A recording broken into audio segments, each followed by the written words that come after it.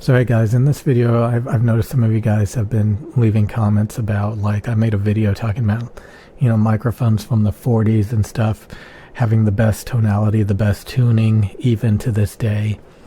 And some people, can't believe that audio hasn't improved in the past 80 or so years. And there have been small progress. Condenser microphones, dynamic microphones, they really haven't changed at all over the past, many years. Sure, there's neodymium magnet dynamic microphones now that are more sensitive, more detailed. There's, microphones that have surface mounted circuit boards and, FET instead of tube. And I mean, there have been some progresses to lower the noise floor, but the actual diaphragm condenser dynamic ribbon microphones, these technologies haven't really advanced at all. And it really comes down to frequency response tunings. It's kind of the same with headphones. Dynamic driver headphones are still king currently. They have planar magnetic, they have electrostatic headphones, they have other technologies out there. And when it comes to microphones, condenser microphones are like the, king shit. And then you have to have good, low noise components, large diaphragms, all these different things, these different components. And then it comes down to tuning, the tonality, the competency of the people making the equipment. Same with headphones. And sadly, most people are tone deaf. Sadly, most people don't know what they're hearing. And when I say tone deaf, it's basically they just don't know what they're hearing. They listen to something, they can't really identify what they're hearing. Even people who have spent years of their life trying to listen to tonalities of microphones and headphones have no idea what they're talking about. And audio is a really strange subject in that regard, because again, there's people creating things like, smartphones, that are just getting more and more powerful, more and more perfect, And in comparison, audio equipment just seems like such a simple technology that's been around forever. And it really hasn't improved when it comes to the actual tonality or coloration very much at all. Luckily, I did manage to find some really good sounding stuff.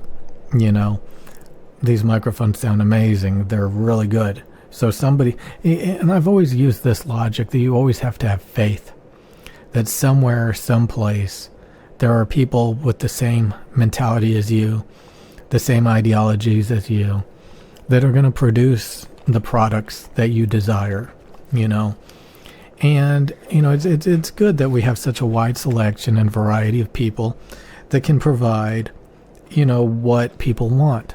So if you disagree with me, you think the Neumann TL103s are too bright, you think the DT990s are too bright, too muddy, you think the EM6Ls are too sibilant, too harsh, or whatever, whatever the hell, you want darker treble, you want less mid bass, you can have that, But what I find really interesting and really funny is in the audio world, nobody agrees with each other. They're just all, they all have different ideologies, different perspectives. They care about different things. And there have been studies. Again, I don't respect studies because, again, at the end of the day, it comes to, what you want, not what a study wants. But there have been studies that, there's diminishing returns after certain price points. It doesn't get any better. So like a couple $100 headphones, those tend to be the most popular when it comes to sound. People prefer headphones that are massively sold for $200, around $200. These $1,000 headphones don't sound any better. But, if you buy a, multi-$1,000 computer, you expect to have higher performance and better results. But, in some technologies, you get diminishing returns and enthusiast level stuff that, not that many people are going to buy. It's almost like experimental, stuff that you would assume is going to sound really good or perform really good when it doesn't. So, again, this all comes down to, nuance and, ways of perspectives of seeing different technologies and different products. And it's very interesting, because again, like I have an INTJ personality, and I think they actually thrive in these types of communities where it's subjective. These things are based on preference targets. And if you don't have a personality that can narrow in on what you want intuitively, what do you want? What is true to you? What do you want? What are you looking for?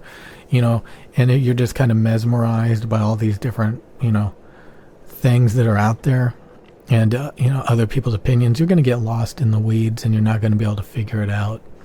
So, I mean, even to this day, I see people arguing about audio equipment, and I'm still just happy as can be in my own little intuitive bubble, where I did my own research and I found stuff that sounds amazing to me, and I narrowed in on the best stuff and I just grinded away at it.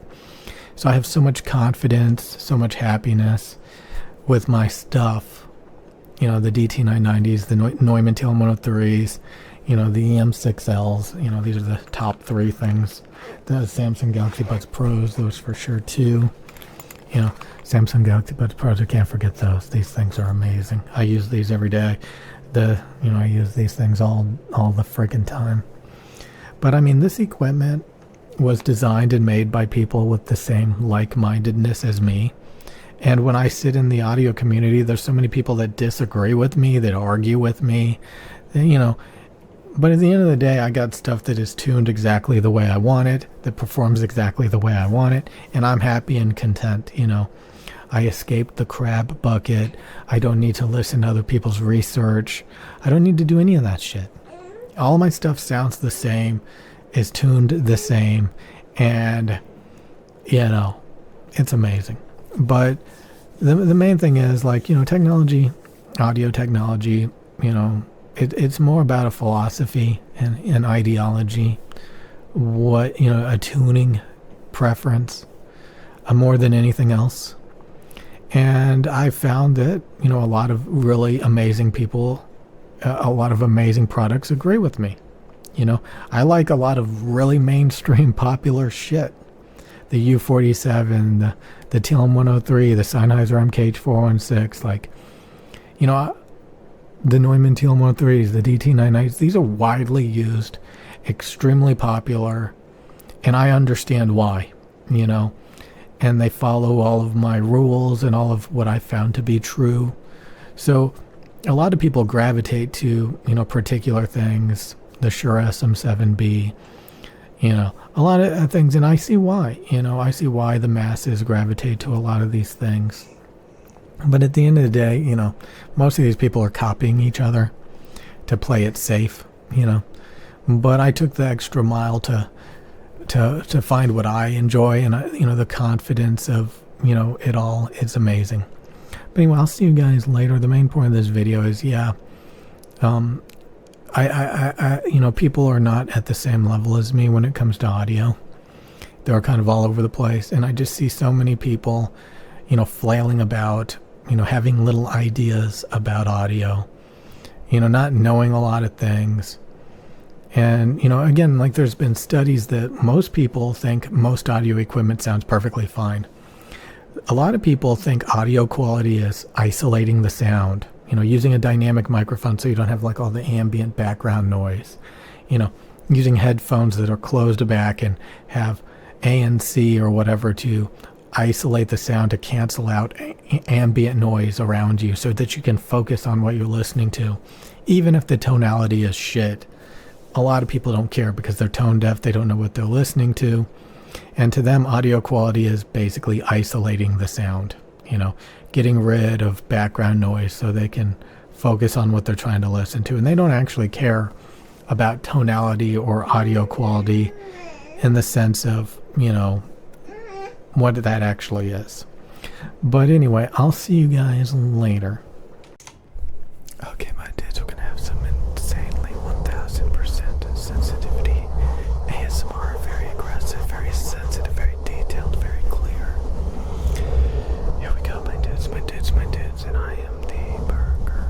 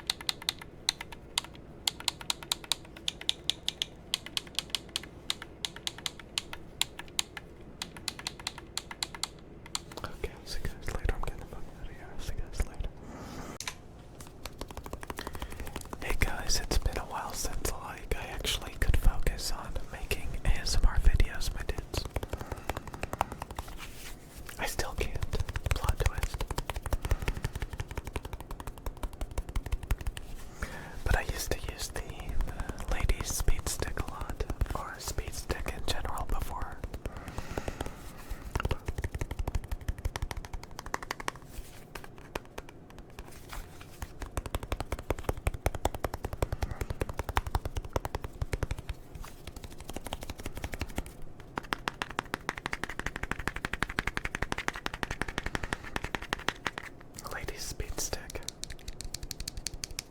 Ladies, speed stick, ladies.